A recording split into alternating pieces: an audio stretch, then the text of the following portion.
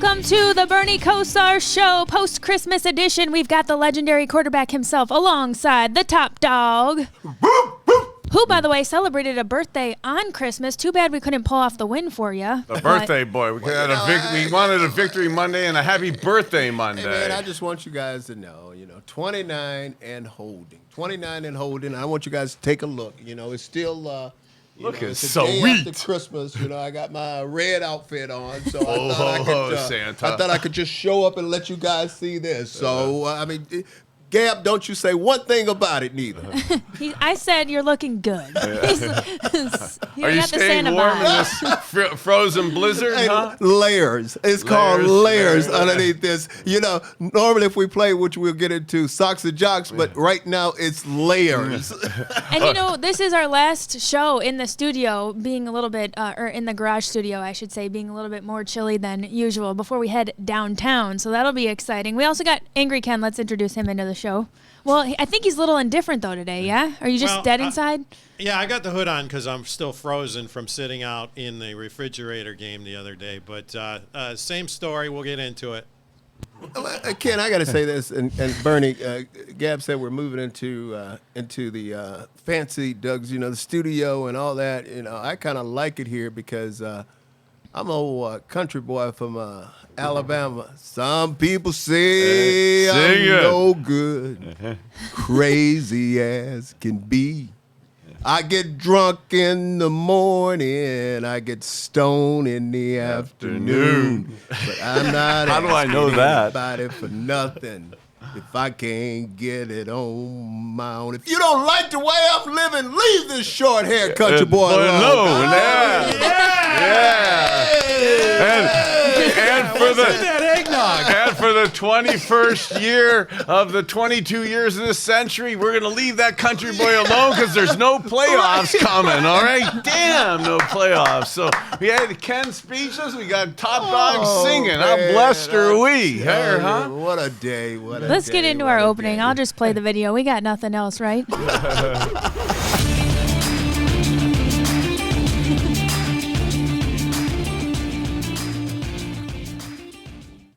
Back out to you, and we appreciate the songs, Top Dog. Hey, though, I'm thinking as the top dog, not to cut him off, but you're talking about socks and jocks and stuff. We got the opening drive here. We're talking about must-win games, staying in the playoff picture. Not to make this about ourselves, but kind of before we punish ourselves talking about this past game, one of the last times we had a socks and jocks call that I remember with you, Top Dog, December 17th, 1989 was probably the last time we had weather this cold for a game.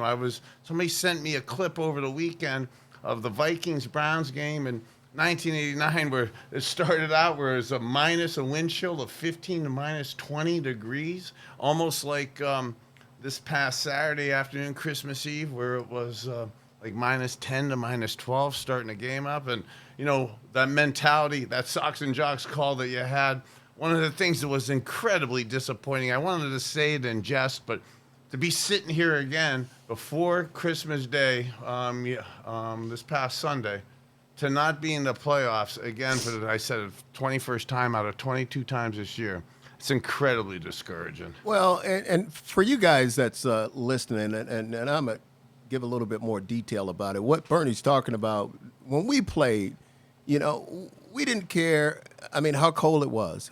We know we actually embraced it. We knew. Hey, our stats may not have been as good, but we knew they were better than our counterparts for the other team because if we could muster the weather, we lived in this weather. We embraced this weather. It did not look like we embraced that weather at all. And we had a saying that we used to say, and it's exactly what he said. We used to say socks and jocks. Socks and jocks, meaning that's the only thing you would have on. You wouldn't have on any thermal underwear underneath your uniform, anything like that, because we always thought and believed that if you were thinking about the weather, you're not thinking about and worried about and the task at hand. And the task at hand is beating our opponents. And what I find, Bernie, this game yesterday, I was totally shocked. Obviously it was cold. I mean, and like you said, we played in cold games like this. But the thing that And we practiced where you play, so Yeah. we were accustomed to it. That's why, again, you would embrace that type of weather because you'd been in it through the course of the year practicing. Okay, you have a team coming here, the New Orleans Saints, coming from down south. Out of a dome. A dome. And how do you explain?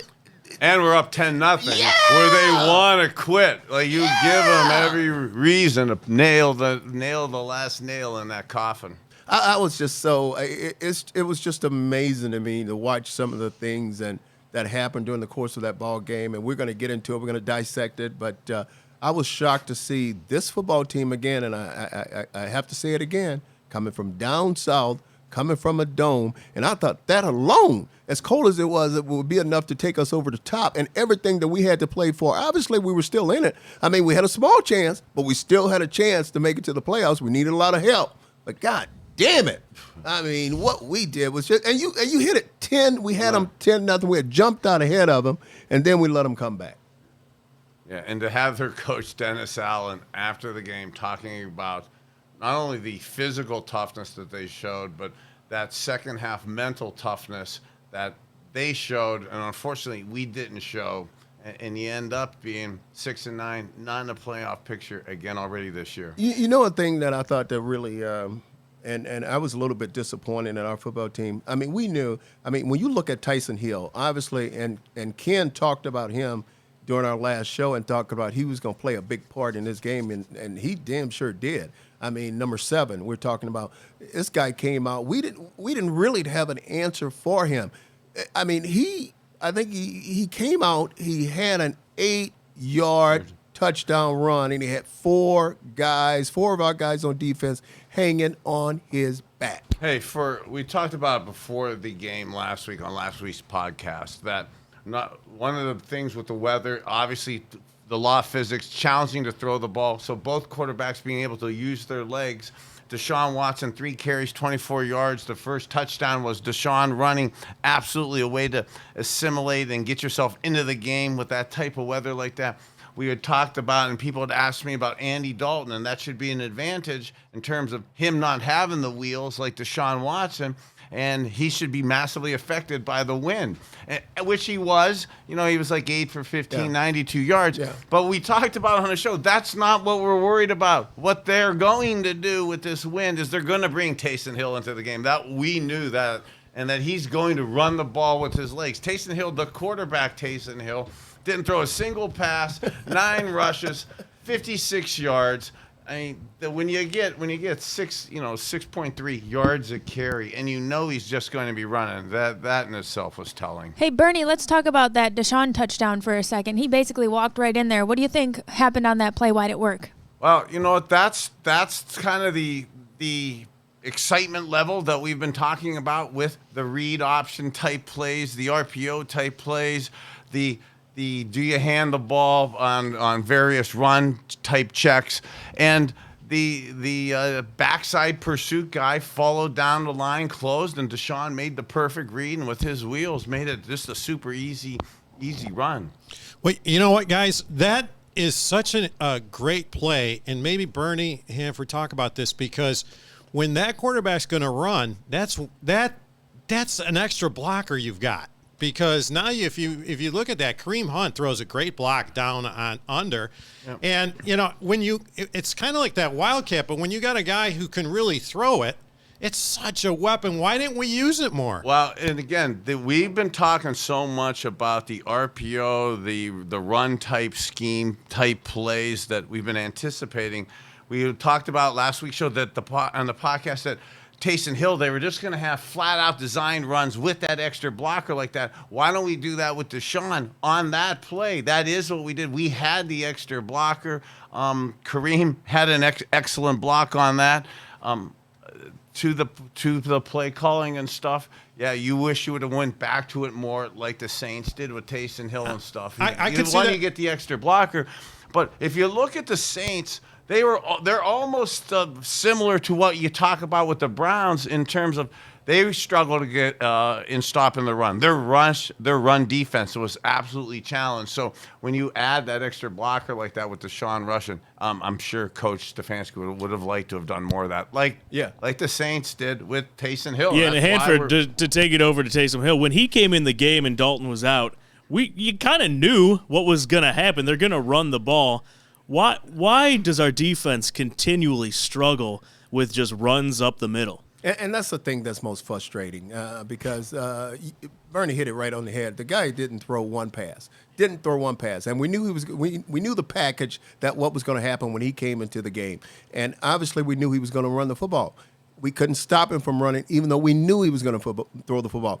I'm sitting here laughing because I'm listening to Angry Ken over there, and I'm saying to myself, I mean, well, goddamn, Angry Ken knows his football over there. Look at him talking about an extra blocker when he know he's going to run the ball. I'm sitting over saying, my man, know what he's talking about over there. Well, yeah, we should have ran that play on that 3rd and 2. Well, no one. At the 2 instead of we threw it. I don't want to feed. I don't want to feed Ken Ziegler to Top Dog's compliment. But bro, you are right on. Yeah. And with that extra blocker on those 3rd and 2s. It's one thing if it's not in the system, it's not in the game plan, it's not been practiced. By the 12-yard touchdown run and the Kareem Hunt block on that, we see that it is in the system. So in the second half, not to have gone back to that. And sometimes play callers have a hard time going back to successful plays. When you look over yourself, you wish you did that again. Absolutely. I have a question. I mean, I have a question, and I already know my answer to it. And this sounds like a marriage. A loaded question. I just get so frustrated. And my question is it time for Stefanski to give up the play calling? And let me tell you why. I mean, everybody could see, and everybody in the stadium, everybody watching the game can understand and know that we need to run the football. I mean, we need to run the football. If you look at the conditions yesterday, and you know better than I do, watching the conditions yesterday, it was so hard to throw the football, especially on some of those deep patterns. I mean, it was just terrible. We go and we run it. We throw it. When we're running the ball, we're getting 8 and 9 yards a pop. And sure, they're going to stop you sometime. But out of 4 tries, I guarantee you we're going to get 10 yards with Nick Chubb. That's just my thing. But is it time for him, to give up the play calling, or shall we go with him another year? Well, the part of there's multiple stuff right there, and part of my distaste right now is really thinking about where we at team wise now. Like, this is the last 2 games of the year. I want to be thinking about this from a playoff perspective, from a game perspective. What's the right thing to do? Because they don't matter and because they're irrelevant. If we're gonna and if we win or lose, it doesn't even matter from a losing standpoint because we can't enhance our draft position in the first round because we don't have a pick like that. But from do we have somebody else practice? Like, do we have Alex Van Pelt try because the games don't? And I'm not sure he's the answer. We've never witnessed him calling plays, but see, and also though, is it in the game the other day? Yes, you're playing to win, but there's been quite a bit of talk of let's not overuse Nick Chubb at the end of the year, realistically, because we're not going to the playoffs. And do we want to get Deshaun acclimated back to throwing the ball? This past Saturday's game against the Saints, it absolutely is not conducive at all to throwing the ball and stuff. So, are they going to want to give Deshaun opportunities throwing the ball these last couple games and just open it up? So there's a lot of internal organizational things they got to do. But to me, it just sucks that the games don't matter from the playoff perspective, that we're already just talking about these type of things as opposed to just beating the Washington Commanders this upcoming Sunday. Hey, Bern, a lot of fans, and me included, are with you, Hanford. I think we've got to see Coach Stefanski take control of the game and give up play calling to someone else. But I want to get your opinion on this because now I'm questioning the offensive design. You heard Deshaun Watson in his press conference. They said, why did you throw the ball on 4th and 2? And it was that overthrow to Peoples-Jones. He said, well, and they said, did you have an option to run? He goes, no, that was the play was called that way. And we only had 2 receivers in the route. They doubled Amari on one side. The only place he could go with the ball was DPJ. And I'm thinking to myself, what kind of play design? And then you saw at the end of the game, we had 3 receivers underneath the goalpost. There was nowhere for him to throw. So it seems like our scheme is wrong or our play design's wrong. And let me ask you, to piggyback off of that I want to ask you this. Do you think that because he's not up to speed yet, he does not have the option to change the plays yet? Or Stefanski is just so stubborn, he's making him stick with the plays, whatever he calls? So this is a more macro issue that I don't want to over ramble on it, but this could be a more macro issue to my issues with how do we even coach young quarterbacks from the high school, college, and even the pro level right now. So many coaches aren't coaching up the quarterbacks to have an understanding of the offense, to how to have the confidence to make that changes. So the 4th and 2 play, hell would freeze over if there would be a route. And I haven't looked at it close enough with the holidays to see if it was just 2 guys going out. God bless, that would you would be hell pressed to get that past a Wednesday, Thursday meeting with me without me eating you effing alive. Okay, and I don't want to swear on holiday weekend, but you have to have accountability for yourself, and this is part of where I try to reach out sometimes to younger quarterbacks and stuff to see what they know. And then again, not to make this about Baker and stuff, but this is reaching back to him to see like some of the stuff he knows, some of the quarterbacks that have been here in our past, fundamentally, how do they know enough of the system to, 1, either change it, or 2, stand up to the coach, or even know it's wrong. Now, almost all of us quarterbacks know if 2 guys are in the same area downfield in a pass, it's probably not right. For sure, when there's 3 there, it's an issue. But there is a concept where you put 2 guys in and 3 guys in. The old Joe Gibbs in the mid 80s, they would put 3 guys in and man press covers that for sure they'd want to do it against you and stuff, and they then scatter.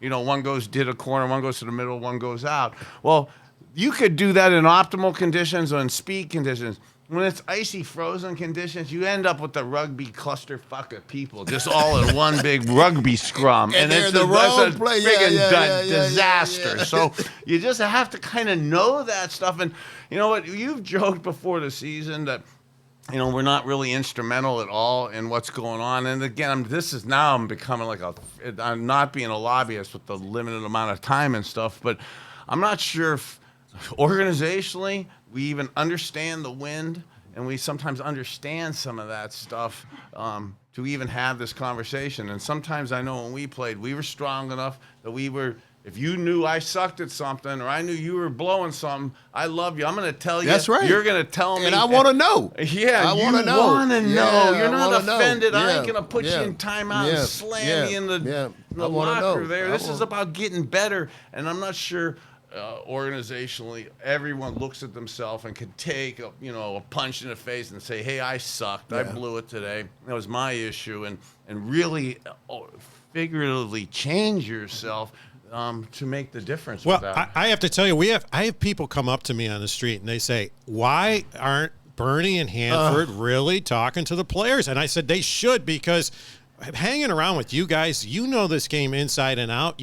What should be going on offense, defense. How to stay warm through the course of the damn game so that when it's in the 4th quarter, 1, you could make your throws, but the receivers and your fingertips, go text all the people that are at the game the other day. Same thing, catch the ball. So there's ways and tricks to keep your fingertips, your toes and stuff. That sounds petty for multi-million-dollar guys, but when you start at 1 o'clock and you're frozen, and the play you need to make to win the game so you're happy for Christmas is at 5 minutes to 4, 3 hours and 55 minutes later. There are things you got to do physically to keep your fingers, your toes ready so that you actually catch the ball at the end. That sounds so simple. And you do all these practices all year, all these OTAs, all this training camp, and a lot of it sucks. It don't matter because you don't practice in -10. And at Thanksgiving, at the holiday times of the year, the New Year's Day games, the weather's terrible, so get used to it. And there's tricks you got to come up with. And the wind the other day,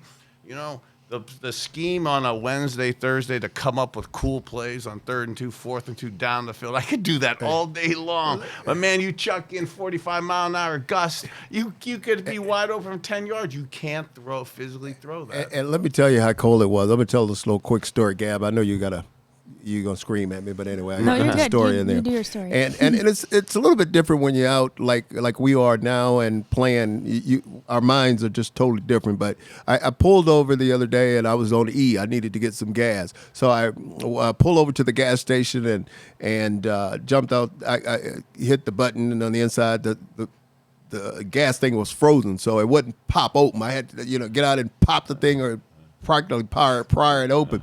So then I got it open. So you know how I got the thing, put it in there, and got it started. So I'm going to run to the car and sit in the car while it fills up. So, shit, the damn thing kept cutting off. So I had to get out, go ahead and do it again, and then jump in the car, and it cut off again. So I was like, God damn, of all days, it's going to make me pump this gas or hold on to it. And I didn't have any gloves on. So I got out, and I was holding it, pumping the gas. You know how much gas I put in there? Before I couldn't take it anymore, $9. I said, the hell with it. I can't take it anymore. I put $9 in that kid and jumped in the car and said, forget it. I thought you were going to give me the Christmas story that your hand got stuck to the gas like a little boy. I don't put my tongue out on TV here. I'll be stuck. I'll be frozen here for the. Well, that's what we want to know, too. When we think about Coop's drop in the end zone, and then Njoku, I think it was at the end, kind of like let it go past his shoulder. What do you attribute that to? Is there anything, because you mentioned, Bernie, some tips and tricks for the cold. What could have been different? So like on Coops on that, we all saw him slip 0.1 of a second before the ball got there to throw him off that 8 to 12 inches to miss that rock. There was a massive trick that we used to do with warming up, and typically you'd wear Sharks, which are little rubber-soled cleats, or you'd wear 1/4-inch cleats or 3/8 of an inch cleats.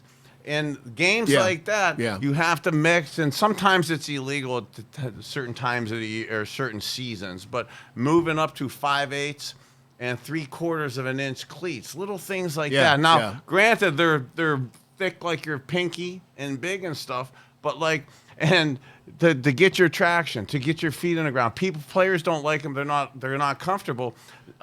But those are little tricks that gives you your footing there that breaks through that frozen field. Also, you're able to sometimes use that with the heated fields. So you get them, again, for kids out there, this isn't stuff you should be thinking about or doing during the holiday season, but with those 5/8 cleats and stuff, you're able to step on the other guy's fingers, toes, body parts. I mean, you really did do that. Watch him scream. So that was one of the tricks that the other team couldn't catch by the end of the game, because you had mauled their fingers through the whole game like that. But you would also have better footing and stuff. But at the beginning of our games, when it's frozen, we didn't have the ground heated like that, so it stayed frozen. So actually, you wouldn't wear spikes. You'd almost wear sneakers out there so that you wouldn't slip like that. And I could tell you this: I was on the field. I was in the middle of the field before the game started, and that field was slick. I mean, it was slick, and that's why I knew they had to change their spikes to different spikes. Couldn't wear the regular cleats out there, but. So did they make the switch to the Sharks? That I don't know. Because it didn't look like they that's did. What I said. So that's why you see guys slipping. And that's why you see him angry. Ken, to your question earlier, why do you see 3 dudes on the same area? Well, if you have the wrong spikes, the wrong cleats, and you're slipping, you end up with that rugby scrum. It's just dudes slipping in the same pile. And I'll tell you this, Kim. My joke was, when I was pumping gas, I only put $9 worth. But if I had to play a game or something like that, my mindset would have been totally different. Totally different. Totally different. I got to do what I got to do in order to win this game. So, well, putting $9 in that Lamborghini of yours, that didn't take you very far. Well, guys, we are officially eliminated from the playoffs, and I know it's kind of a buzzkill to look ahead, but we got to look ahead to the Washington Commanders. We got our matchup next week. Now, they still have a chance. They're currently the third wild card team in the NFC. So, for the Browns, is there any fun in playing the spoiler? Or is that just something fans say? Oh God, oh God, that's that's a very fair question, and for the holiday season, I should just cruise into a mellow, generic answer of agreeability with you in that. But Hanford was just articulating that on filling up the car and the weather, the mindset that you have to be a championship team. To be a winning team, I'm not wearing my Super Bowl ring today. To have a Super Bowl or a national championship, you have to have a massive mindset. And to go to win in your division, go into the playoffs, if that is yours, and that's genuinely what you're about, and then it doesn't materialize, it dissipates like it did on Christmas Eve on our own field. To think then you have the stones and discipline, the bluntly the balls to come up and then go on the road and suck it up again. Probably it's tough. That's a tough ass. It's a disappointing. And when you look at the Washington Commanders, they're actually, I think they're about the 7th seed right now, and they're playing pretty good football. I mean, I still don't, they changed quarterbacks. Carson Wentz, they brought him in, and now I guess he's going to be their starting quarterback. I kind of hate because Chase Young. Well, having Chase come back. Oh my goodness! Why do we have to see Ohio him? State Why do back. we have to see him? Oh, they have some to play for, and they were kind of messing with him of maybe being a little tardy coming back from his injuries and stuff. And I find there's a whole it's the holiday season and that, but I think of. Some of the stuff that's going on with the Washington Commanders from a macro side that I don't know if it affects the on-field football with their owner Daniel Snyder and stuff. And I'm thinking of multiple points in my head right now, but for the young kids out there, there was a massively graphic broken bone from when we played Joe Theismann. The great Lawrence Taylor did a steamroll on Joe, and he broke his ankle. And we've talked on our show, and it's a prop I brought in today, but we talked on our show about some of my injuries, and I broke my ankle, not as bad as Joe, but it did snap. And I brought in some of the stuff here for it. and I'm thinking as I'm bringing in my do you have some screws? You remember the screws? They used to put in? But actually, the trainer who got in some trouble for the Redskins, now the Commanders and stuff, was my trainer with the doc John Uribe down, who did some of my surgeries of the Dolphins.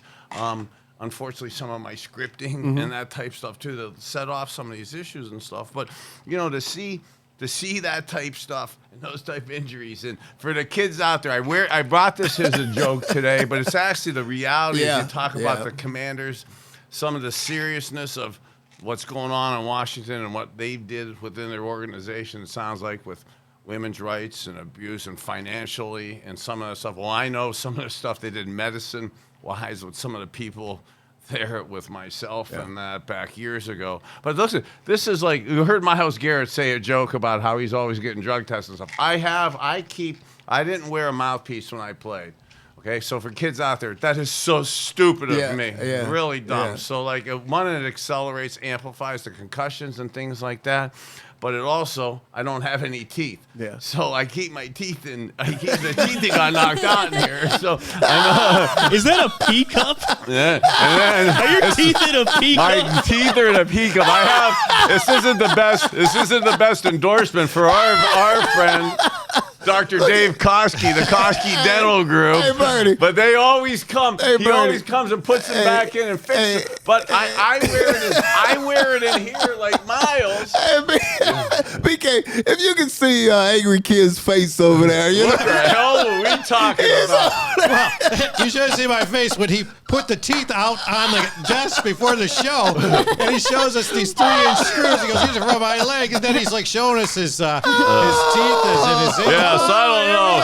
I don't want to bring too much of the teeth parts of my mouth and stuff. Look away. But these are the weird. I started on Theismann and stuff. These are actually the screws. Oh man, that they nail into your ankle that then goes into your tibula fibula, and I had 6 of them that layered across my ankle there. And then the doc back then, they used to let me keep them, which is probably a violation they shouldn't do. But I put it in the urinalysis thing because back in the 90s and stuff, they would do drug testing for us, but on steroids and stuff, it was random testing and stuff. So for the people out there, if you look at my body, if I didn't have my cat's shirt on here, that I need my generator from Ken Taylor, a great guy down there. All right, but if I had taken steroids when I played, okay, I took the wrong one. Because my body only lifted $185. So they had random testing back then. So I was always one of the guys they called so that they knew I would pass the test, so we wouldn't want any of the guys that really were on steroids and gotten suspended. And Gab, to answer your question, to get this train back on the tracks, I know it. We're a mouthpiece. That's the sad part about it today is because now at this point of the season we're not playing for anything. We're not. We just have to. I think Miles tried to address it during the press conference. And, they're still Warriors. They still have to play. But, because BK will tell you every single year. They still got to play, but I'm thinking of Miles. Every single year at this time, we were playing four games. We wouldn't be sidetracking on it. I'm thinking of Miles though, because Miles gets called in all the time because he's natural out there. He has no help. He doesn't need artificial helping things for him. But I chuckle when he gets called into work. When you find out you got called for the piss test. Okay, it isn't like it's a scheduled thing. You show up like today. We were joking. You show up. You open the door. There's some doc there in the thing. He hands you. Okay. So like if you gotta go do it, he's gonna watch you too. No, trust me. When we say watch, he goes in and watches, okay? And for any of you who have a little phobia for people watching you take a piss, okay? Your Johnson shrieks up to a Miller Skeeter, okay? I'm a friggin' eunuch, my brother. Yes. That's why I'm so scarred, okay? Miles has a little better attitude with that, okay? Hey, Gab, speaking of Miles, have you watched his outfits when he come into the stadium lately? Oh, not a better dressed guy. Oh my! Is that what you call that? Well, I'm saying, remember the dinosaur outfit? What do you have on? What do you have on this past one? Who was the Grinch? Did I see a Grinch? It was similar to that. Farrell Brown. Farrell was that's the a great Grinch. scam on a frozen day is to be like a Santa or a Grinch. You have to put the park on. Hey, well, Hanford, what about your outfit? You don't think? Gab, is that what they're going up against? I was hoping you didn't go down that road, so I could get away with it, But we were winning, I know you guys hate to look ahead to next season, but with where we're at and not being in the playoffs, not having anything to play for other than just getting out there, and what about the people that need to be auditioning, players or position groups who should be using the last 2 weeks as sort of an audition for next season? Who do you think needs to utilize that? Gab, that's a great question, a fair question. I absolutely, for the details of specifics, and unfortunately, damn it, again, man, we got so much time to do it, okay? That should be the off season, and we have time to do it, and it's absolutely things you need to think about right now. But from a real specific side, I typically do have those type of opinions and analysis and stuff. But from a macro side of it, it's for sure you have to get stouter in your run defense in the middle of the defense. And there's a philosophical belief, and I argued about this when the team came back in 1999 with Carmen policy and God bless Mr. Lerner and stuff, and God bless Dwight Clark and stuff. But that old San Francisco, the first Browns team, 98, when they were putting the team together, 99 when we came back in 2000, they believed in going outside in. Yeah. Okay, now I know a cornerback. Yeah. I love my receivers. Yeah. I know I want you guys to cover them, and I want the receivers to get it.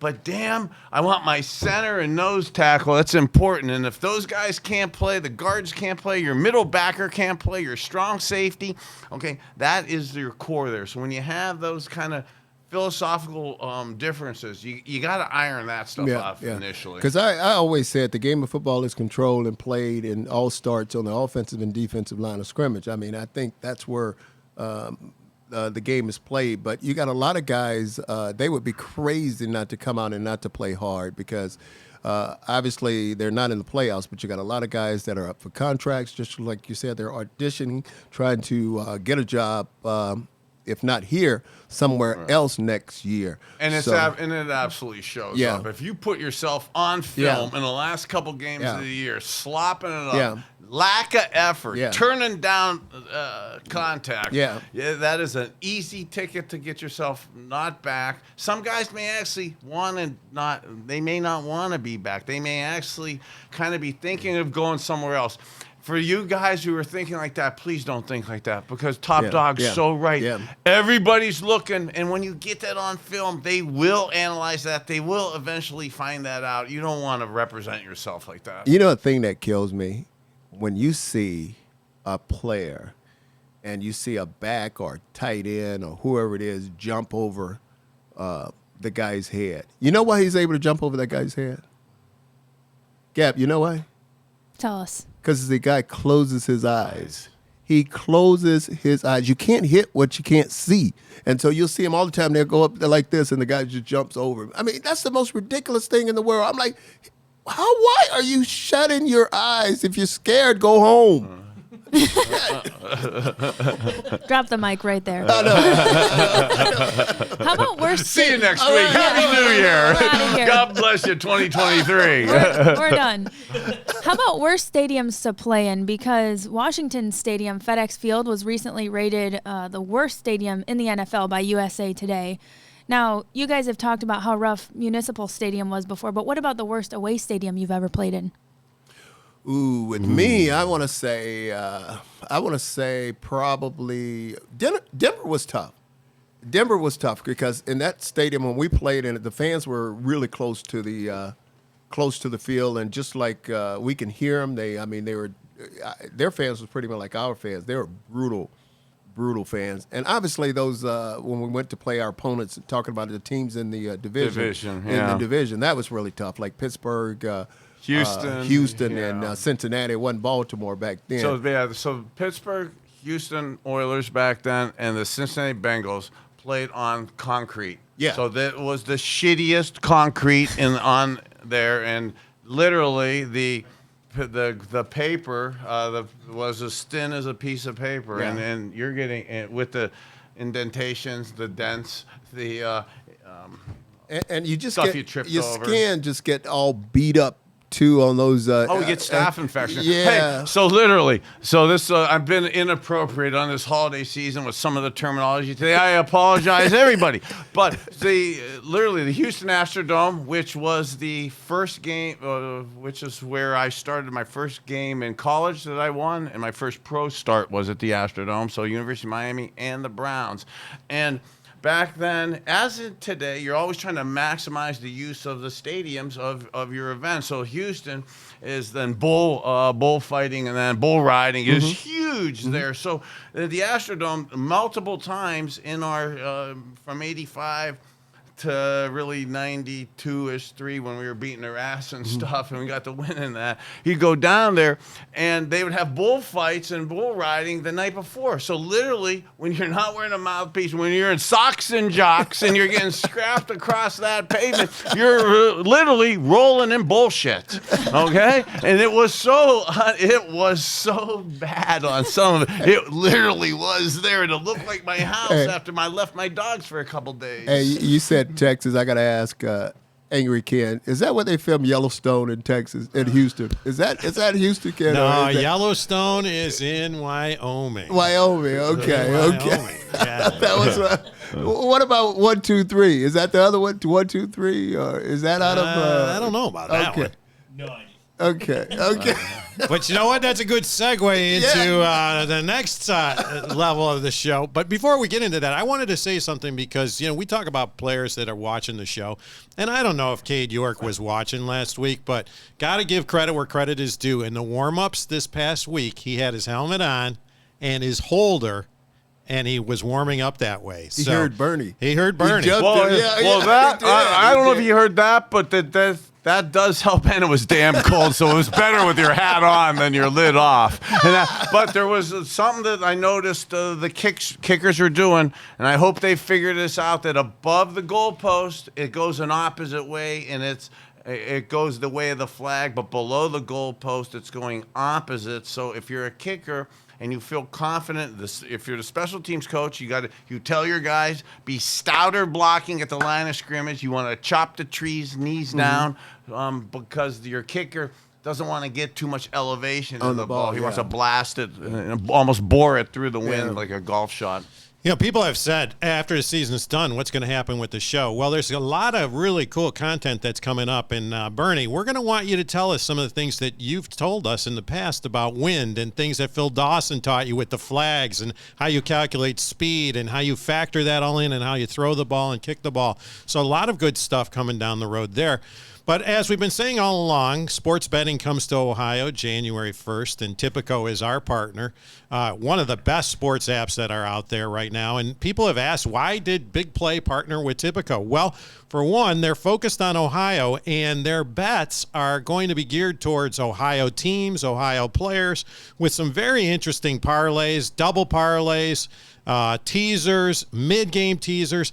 And what's so great about the app is that it works so fast that you can do this in between plays. There's nothing worse than having an app that is taking a while to regenerate and refresh, and you miss the play. So go take a look at Tipico right now. Download the app, $150 for a free play, free bets in Ohio. From Tipico, and that takes us into our betting sequence. Oh, hey, so but as you're rolling up the video for the betting sequence, so Ken, did you say in between plays, or are you going to be throwing out bets for what to do on 3rd and 2 and 4th and 1? God, Ken's got it. What are we going to do? We're passing the ball. Oh, God. Angry Ken, what should we do on 3rd and 2? He's got it. He's got it. Okay. No, you know what? It doesn't have to be what the Browns do. It's what Ken thinks we should do. That's the bet. Okay. I like that. I've been around so long that I guarantee when for sure I bet a lot of money on the pass from Kevin Stefanski, and he's going to run it just because he does everything that I don't want to do. But let's roll the big play. All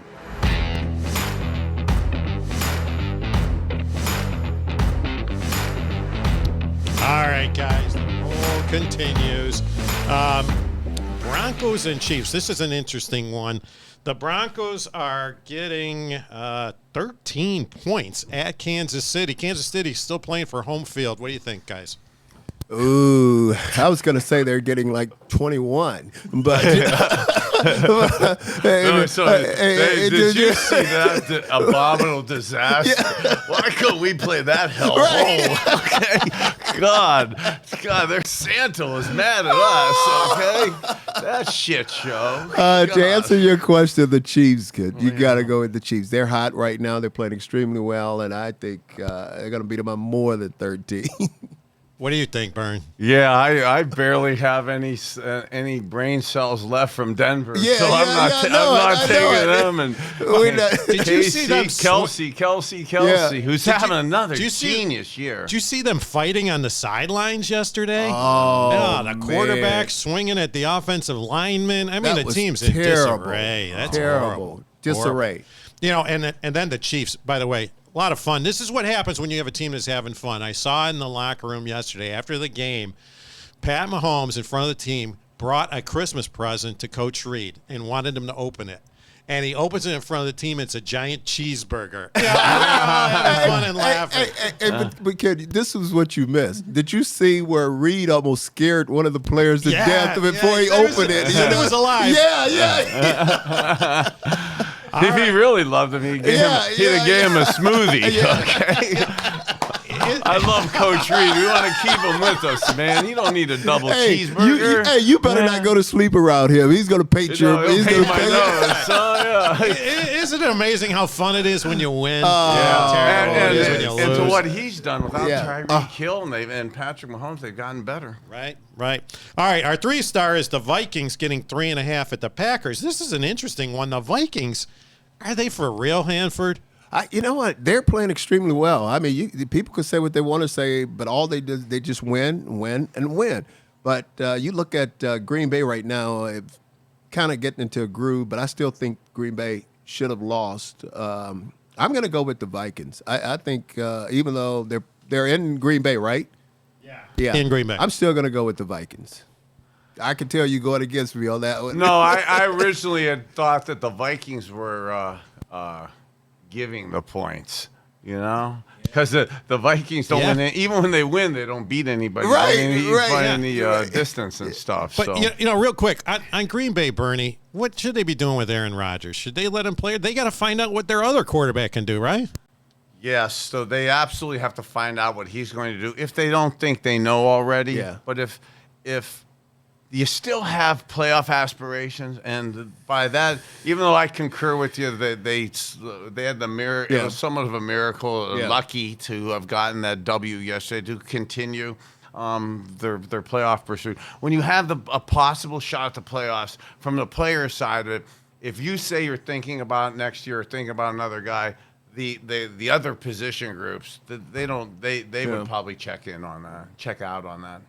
All right, let's move to the 5-star. Now, this one is really intriguing to me. The Buffalo Bills go to Cincinnati. Joey Burrow, I think they're, a 7-game winning streak. Bills -1. This is going to be a battle. You want to jump first? Yeah, I love both these quarterbacks. I love this game like this. And the Bengals, since that big dog at nose tackles come back, he is stout in there. There's nobody moving him. The Bills, though, the Bills don't really run the ball that much anyway. So I really think that I'm gonna stay on my Josh Allen fetish. Yeah, I was gonna say I thought you was gonna go with the Bengals. I had to go against you there. I'm gonna. I think I'm gonna go with the Bills. I'm gonna go with the Bills. And I love Joe Burrow and stuff, and in his dominance of what he can be doing in this. But this time of the year, and I don't think Josh Allen should be running as much as he is, because I love the way he's playing. I want to see him play. Despite I'm a Browns fan, I want to see that kid play in a good 15 years. Playing like he plays isn't conducive to a double-digit year career. Yeah. But, man, in the short run, in December like this, that's a tough dog to bring down running. And the Bengals are playing some man coverage. He should get some chances to run the ball. But he's just one hit away from the season being if Josh Allen, so goes Josh Allen, so goes the Bills. So astutely correct. If he's not there, I mean, we know who we're picking. Well, I don't know. These backup quarterbacks have been coming in, and they've been playing pretty well. What about Baker, guys? We didn't talk about Baker. No. We weren't getting out of here without that. I got check marks. Come on. I got the remaining brain cells. Yeah. Okay, they got that. Those are going off there, man. To see 51 points be put up yesterday. I think Baker was 24 for 28. Every time they got the ball, they scored. The accuracy was spectacular, and what they do offensively with their motion shifts and personnel packages is one of the glowing compliments that I give to Kevin Stefanski every week on our offensive personnel staff. I love, we've talked at length through the course of the season on the podcast about the scripting of the first 15 plays. And, God, why can't we script the whole damn game? Yeah. Well, what they do out there is in the Rams, it's almost like they have packages of scripted gimmicks of play action, motion shift, personnel bootlegs that is highly conducive through the whole game.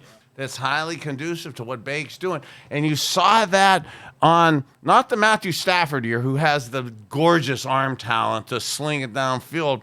When the Rams system has mere mortals like myself and stuff had it with Goff. Mm-hmm. Goff took them to the Super Bowl with that type system too. So if Goff takes them to the Super Bowl looking good like that, boy, Bake, you'd be hard pressed and they're a team too with minimal draft picks. So well, it's interesting. Those of you that haven't watched Bernie play or Hanford play, this is what's exciting about the new studios that we've got down at Burke. You've heard us talk about it. When you come down to that terminal at Burke, and we encourage you to, is we're building a sports lounge there, but the studios are done, and our show will be there next week. But we have 2 giant monitors playing Bernie highlights and Hanford highlights. And when you see these guys play, it really takes you back. Bernie, you put yourself down, man. You're one hell of a quarterback. Oh, the and best. You got The number best. 19 on He one is monitor. Well, I like the results. I'm just saying about the pleasing aesthetics to how it looked running. It's a results-oriented world out there, kids. I'll tell you, Dave and I were remarking, there's just people standing there watching Bernie playing on one monitor and Hanford running around making tackles and interceptions with the giant towel. Yeah. Fans are going to love seeing this. But one of dog the nice things about the opening of our new studios next week is January 1st, as we've been saying, is the first sports bet. And Big Play is planning with Tipico to make the very first sports bet in the state of Ohio. And I know there's some other people that think that they're going to do it, but we've got some things that we know we're going to have up our sleeves. But we're anticipating Bernie making the very first bet. So yeah, and we're gonna check out the speed of that app you were bragging about because I have a little inside information for everybody out there. And Top Dog, I even told you this. Yeah. I have a hidden request in there for the first bet to be Webster Slaughter's going to show up and can Hanford press covers him and me. Am I going to complete that fade takeoff down the sideline at 12:01 in the morning? Okay, and is Top Dog going to make it incomplete or not? And a real damn ass long shot will it be picked off? That's right. Nay. Okay. Not going to let him off the line of scrimmage. Is that one of the ones that's open for discussion? At least humor me. Yeah, there was multiple choices. I saw like multiple choice F. Okay. all right, would you guys say that the Steelers were your most vaunted rival when you played? Would you say that? Was that game one of the toughest? Well, you got to say this, and I'm not trying to get funny and stuff. Maybe I am trying to get funny and stuff because I grew up in the middle of Youngstown and with Pittsburgh on one side, Cleveland on the other, and the Steelers were always winning there. But that was so important to me, and then we beat their ass so much that they became the last place team in the division, and it really was because Bengals and the Oilers, they were a lot better than them. And because we had to beat them so much. And I'm going to say this about the Steelers. I never forget my rookie season when I came in, and that was Brian Sipe was the quarterback. I played a year with Brian Sipe, and they were still really good. Listen, there. man, That was '83. and I never will forget this. I never will forget this. The guys and everybody told me about the rivalry with the Steelers, and I kind of shook it off. But Brian Sipe ran on the sideline. Jack Lambert hit Brian Sipe, and I say, "Whoa!" I said, "This shit's for real." I said, "This is for real." That's when I knew then how important and what a big rivalry this Hey, and to that rivalry and to the Steelers and stuff, and to a lot of the physicalness, cheap shots that went both ways, both teams. We both Ye Who's Blameless cast the first stone and stuff. And for our fans, we talk a lot about dislike, hatred, let's go kill them, we can't stand them on and off the field. And some of that is, unfortunately, we're not proud of it. Some of that was actually genuine back then. As we've matured, we try to mature with that and stuff. And what we did back then maybe wasn't right in terms of the mindset of it. But again, we joke, but it was the result oriented of it. But off the field, I became such a good fan. I grew up watching Franco Harris. Oh. And I was at Christmas this past weekend. God bless my mother and stuff. And my mom was reminding me, we were talking about Franco. And on the Your way up mom's a before the sweetheart. podcast, Your mom's a me and sweetheart. Top Dog were walking off talking to her. And we were talking about, and a lot of the people talk about me over the years about how nice I am signing autographs, smiling and stuff. 1987, 88, I'm at a banquet in Philadelphia. I got Joe Montana got NFC Player of the Year. I got AFC Player of the Year. Actually, 1987. Mm-hmm. Franco Harris comes up to me in Philadelphia, Pennsylvania, at the awards thing, and it's Joe Montana, it's Terry Bradshaw, it's all it's the myself. boys just And make I'm you smile. I'm only 23 years old. It's 87. I'm the AFC MVP. I'm kind of intimidated and stuff. Franco Harris comes up to me, and Franco goes, Bernie, with my mom there, he goes, I hear you're a really good guy. Some of this rivalry stuff, it's important off the field. are on the field, but off the field, how you handle yourself is massively imperatively important. And signing autographs for people, being able to look people in the eye, being able to smile at them, even though he goes, bro, I know you're going to be busy, you're going to be tired, you're not going to maybe be wanting to do it all the time. That 15-second interaction that you're going to go will last forever, especially to 8, 9, 10, 11, 12-year-old kids. So, for Franco, God bless for him. I don't want to cry on this here. But for what happened, for what he's taught me, and that was 87, in the height of hating the Browns-Steelers rival and stuff, and me and him developed this bond. Yeah. And now to carry that forward, more than 35 years, God bless him and his family. Well, you know what, then? I think maybe what we do at Big Play, we think about making that first bet for Bernie something to do with the Steelers. So stay tuned. The bet's going to be about the Steelers. We'll be announcing it over the course of this week, and get ready for the first bet. That'll be happening. So wait, we're going to do that? We're not going to be ready for that night to go for the Commanders the next day? I'm not going to be ready at 12:01 to be saying what's going to happen 12 hours and 59 minutes later? Hey, he's taking it too far now. What he's saying? That's not the prop bet that the kickoff will be at 1 o'clock? All right, Gab, handing it back to you. Gab, are we 2 minutes or 1 minute now? We're gonna get our 2 minutes in. We still got 2 minutes? We were shooting for a shorter segment today. We thought maybe we wouldn't have much to talk about, but look at these guys go off today. I feel like this was one of our funniest episodes. Thanks for sharing your stories. As always, I'm gonna give you 2 minutes on the clock here. We'll get into that.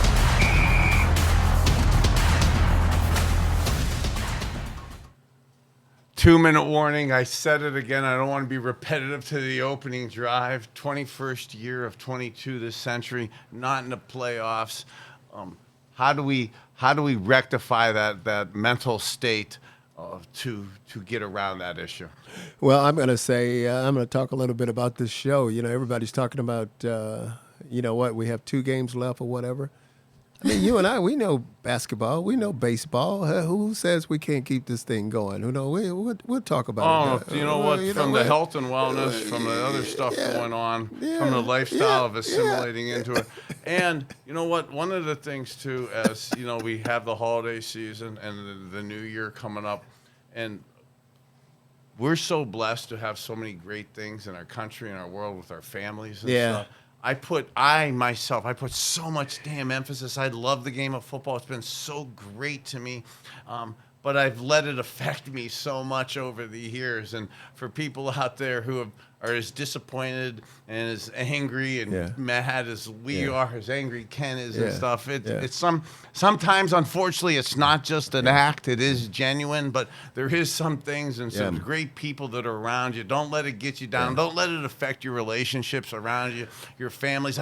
One of the best kind of cool compliments I get, and I got it quite a few times this past weekend, dog, was, older grandmas, mothers come up to me. And now I'm kind of the grandpa, father type guy now. And they come up to me and they thank me and they say, you know what I miss on Sunday? I really miss the men, the families being happy. You know why I really love you and you guys? It wasn't that they loved football.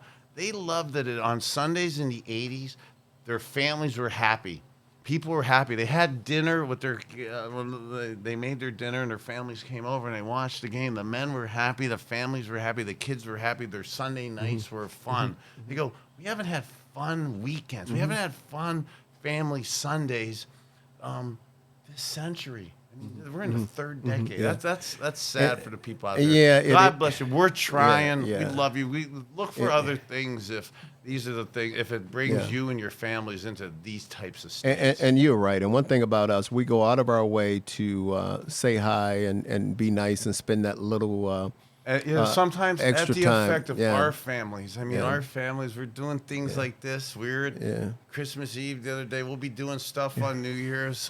Sometimes we have to miss in and around birthdays for stuff like that. But we care. I mean, when we say, I joke with you matter. Yeah. We do things for you. We care about you. Yeah. It's not a University of Miami thing. It's about you do matter, and we try to give back. And I'll say this. We hope everybody had a Merry Christmas and hope you have a good New Year. BK, another good show. Love it. Hey, birthday boy and Christmas, awesome to you. Great 2022. We're going to have an amazing 2023 on and off the field. Thanks. And we have more control of what's happening off the field than on the field. But Thanks, God big bless dog. you.